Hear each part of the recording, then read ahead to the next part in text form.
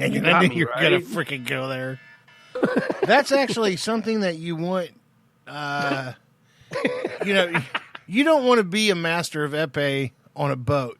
Now, there's two forms of sword fighting out there that are competitive, and one is epee, the other is called saber. So saber, that's what I was trying to think of the word saber. Yeah. Yeah, well, you couldn't think of it because you're not cool. So, well, apparently not. If you don't look like a peeled potato in a fencing outfit. It'd be a lot cooler if you did. That's funny. No, dude, that's crazy. It's crazy. Like the University of Georgia has a fencing team. There's a lot of colleges have fencing. Yeah, I was just sitting here thinking. I was like, I bet that's actually pretty common. Yeah. They probably have like croquet teams too, badminton teams. They do have badminton. Do they? Straight up. Like who grows up playing badminton? Like competitive playing? I don't know, but first off, I want to meet the guy who named the thing a shuttlecock. Right. And shake his hand and buy him a beer. Yeah, well, I'm not going to shake his shuttle, that's for sure. Well, I was going to say, dude, if anybody out there ever gets the chance to pick their nickname, which it kind of blows, but if anybody tells you can pick your nickname, please pick Shuttlecock. Shuttlecock. Like, if I could pick my nickname right now, it wouldn't be Shiner. It'd be Shuttlecock. You know, you can imagine yourself in a flight squadron. You get a new pilot, and of course, you gotta earn your nickname there. Yeah, we're gonna call you Shuttlecock. Yeah, that's got a lot of that. Just strikes fear in people. What does that even mean? I don't know. What does that phrase even mean, Shuttlecock? Dude, okay. Here's the nerd is coming out now. There's a show on the Science Channel called How It's Made. We can agree on that because you've seen that before. Yeah, I have. Yeah. At your house. Of course you did. And there was an episode on there where they were making tournament grade shuttlecocks. Oh, so there's different grades. Yeah. Like you can't just willy-nilly. No, this one's made with shuttlecocks. like cork stuff and feathers and stuff is interwoven. This was fancy shit. Oh, it's stupid fancy. Presentation shuttlecock.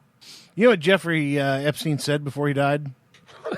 Okay, we're going back there. What? Just real quick. This is a true story. He said the only thing worse than being called a pedophile is being called a hedge fund man. What? Yeah. Is Donnie sending you random facts about Jeffrey Epstein right now? No, just got that one myself. Oh, that's bizarre. That's not near as good as I'm not a whore, but if it happens, it happens. I'm not a whore, but if it happens, it happens. You know, again, my YouTube rabbit holes that I go down. I've been down a Ben Shapiro rabbit hole today. Oh man, you know what? That dude, and how old is Ben? I don't know. He's like 13. Yeah, I was gonna say he's like 13, 14 years old. No, he's president. Yeah, he's like 26, something like that. But president of his class. I mean, that dude. And here's what I love about Ben. He uses straight up common sense. Does not raise his voice? Never. Nope. In other news, in a small town outside of Chicago, there were a group of moms who were pulled over by a police officer. They just dropped their kids off a little bit earlier, and they were celebrating the first day of school with wine and donuts. Oh, shit. The driver of the vehicle was arrested for DUI. They found rides for the other three ladies in the vehicle, and the vehicle was towed. Wow! Wine and donuts. You know what? Every mother that just heard you say this story, repeat this story, everyone's like, "Man, I get it. I get it."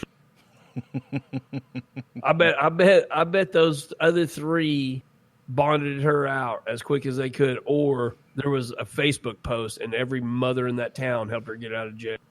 Oh, yeah, for sure. I bet my mother loved when school started. My mom, I'll tell you what, you know, when my youngest Joey went to kindergarten, we dropped him off at kindergarten, and when he went to school, he was walking into the building, and of course you're sitting back there and you're like, oh man, my last kid's starting school, and you get kind of welling up a little bit, and then you watch your 5-year-old kid look back at you, take his right hand, put it on his forehead, and shoot you the loser sign before he walks in the door. True story, it happened. Awesome. That is awesome, dude.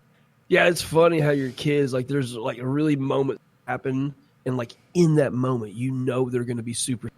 Oh yeah, and you get that feeling, and like usually, like if you have kids, like I guess you do and I do, my children always find a way to just totally trash that. Like, okay, thanks for ruining that little moment for me.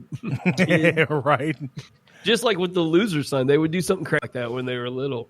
Well, in other news, trying to figure out where this was headed out. I think it was in Mississippi. Some gentleman is in suspect. He's in custody after he threatened to kill a child, and he set his girlfriend on fire. And then What? Yeah. He threatened to kill a child, and then he set his girlfriend on fire in Mississippi, and then sent police on a chase through Tennessee on Tuesday. And I don't mean this to sound how it's going to come out. Please tell me she survived. The little girl was just fine. No, the mother, the girlfriend. Was eaten by a pack of dogs. Okay. Well, there's one. Yeah. Yeah, I have no idea. She's in a burn center. You should have just left it at that. Yeah, no. She's in a burn center. He's being charged with 2 counts of aggravated assault, attempted murder, assault on a police officer, kidnapping, child endangerment, and I guess when you set somebody on fire, it's the same as setting a building on fire. Arson. Arson? Oh, my God. Yeah, so... Man, that kind of... Yeah, there's some real shitholes on this planet. Man, that kind of cheapens the victim's stance on that deal, doesn't it? Just a bit. That should be like, the charge should be like setting a human ablaze. Yeah. Yeah, exactly. I can't imagine setting somebody up. No. Although... I was the same kid as everybody else. I had a magnifying glass outside, and I was burning the pants off of the ants on the ground. My eyes are so bad. When I was a kid, we didn't need a magnifying glass. No, your glasses. Your Coke freaking bottle glasses. Set shit on fire when I was growing. Yeah, they don't even make contacts for you. Actually, they do. Yeah, they do. Yeah. Yeah. They're not that bad, but... Here's something I didn't know. Got the newspaper, the Washington Post. You know who owns that? No, I don't even know where to go. Amazon. Really? Yeah, Jeff Bezos, yeah. I think Amazon and Google are in a race to take over the... Well, dude, yeah, but I mean, Google ain't buying grocery stores. Amazon owns Whole Foods. I said they're in a race. I didn't say they were neck and neck. Yeah, I mean, Amazon's got the tech stuff tied up. Just, or excuse me, Google's got tech stuff tied up. Amazon just got everything else tied up. Yeah. I just want to buy something that an Amazon droid brings it to. Well, here's another piece of news. We'll get off the news after this. Our good buddy Bubba Wallace, who drives the 43 car in NASCAR, said if he got, I believe it was 43,000 retweets on a Twitter tweet, he would get Richard Petty's name tattooed. Mm-hmm. He got it tattooed all right, just below his ass. Did he really? Yeah. I saw that tweet go out now, and that's the first thing. Well, that's not a ton of retweets for somebody's got any kind of notoriety, and I'm like, and he'll do it. Like, that dude delivers. So, yeah. You know who is old as fuck? Us? 1 minute and 53 seconds there, Donnie. Who is old as F-bomb? He turned 75 today. Who? Smokey the Bear. Oh, really? Smokey the Bear, 75 today. Man. That's pretty... Okay, that's cool. I remember those commercials. They don't have them anymore, do they? No. I haven't seen one. Nope. I remember those playing when I was a kid, man. Probably during, like, Saturday morning cartoons. Do they still do Saturday morning cartoons? Nope. What? Nope. I don't even... Nope. Well, I'll tell you what. There's a little Mexican restaurant called Abuelo's in Rogers, Arkansas. Yeah. It's a pretty decent Mexican restaurant. It's a chain. We have one in Tulsa. I was going to say, don't we have one in Tulsa? Yep. So there's a guy that went to Abuelos. His name was David Harrison. He and his wife had just got through eating, and they're regulars at the restaurant. And so they just left a little paper bag, and there's some papers and keys to a 2019 Buick Encore that was registered in her name, the waitress's name, on a $34 meal. They left her a 2019 Buick Encore as a tip. There's got to be history here that we don't. You know, there are still some good people left in this world. Yeah. Oh man, you talk cool. You talk about living for the greater good. That is a great story right there. Well, that is precisely my entree in my entree into living for the greater good. We haven't talked about it in a while. No, we haven't. We have not. And one of these days we are going to do an episode of just nothing but living for the greater good.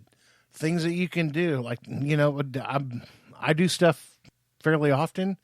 I don't talk about it. I don't brag about it. I will say that if you guys go through McDonald's in the morning time or something like that, you know, every once in a while it's cool to make somebody's day behind you, you know?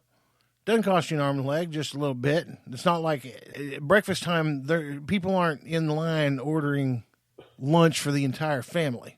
You know, breakfast time is breakfast time. Usually some coffee, maybe a donut, or not donut sticks or something like that. So, yeah, every once in a while, buy somebody's food behind you. Make their day.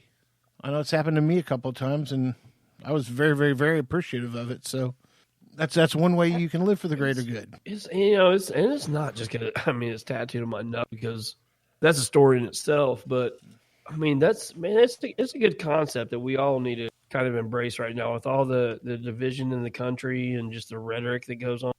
Man, I wish more people could jump behind that. Actually, we talked today about we're kind of kicking around. You talk about the premature infant stages of an idea. We might be getting ready to look at producing a short film about living. Yeah. You never know. You never know. You never know what's going to go on with Outcast Media Group. You know, I kind of like to say we lead the pack a little bit because, you know, nobody out there does a show like 428. And there's hardly anybody out there making commercials for social media. You know, and now, you know, little short stories, living for the greater good. You know, we can make a 15-minute short story that's not going to take all day to watch. I will promise you this, that every single one of them that we do will be where you can watch it at work. We're not gonna throw a bunch of garbage language and all that mess like we do here on the podcast. You know, No. We actually can clean up and We've actually, for being a couple of knuckleheads, we actually got a couple of really good, I don't know if you call them mantras or concepts or, you know, live for the greater good and do epic shit. Those are things people need to hear these days. Yeah. Yeah. You know, and for me, it's if I can influence one person to go do something epic, it's all worth it. Yeah. That's, you and I talked one time. If you guys follow, I mean, I do know there's some listeners to me on Instagram on my personal account. And if you guys want to, man, it's at Hellraiser, HELRAZR46. That's HELLRAZR 46. Mm-hmm. HELLRAZR 46. So if you guys, every morning I get up and I with a picture, I'll post. And I found it's kind of crazy because I usually choose quotes that mean something to me, maybe for in the moment, or a lot of them are ones that I look back and I kind of admired for a long time. But they're usually things that I'm going through in the moment, and I get so many messages, man, for people telling me, "Hey, I needed to hear that today. Like, thanks for posting that." I've come to realize, like, the more I do it for me, the more it affects other people. So, God, I have no clue where I was at. Like, I just pulled a total big titty. That's okay. Completely just off the rails. We just living for the greater good. That's. Oh, that's what we were talking about. Yeah. So yeah, I mean, you know, you guys maybe we're definitely about doing some short films and putting these concepts in front of you guys on platform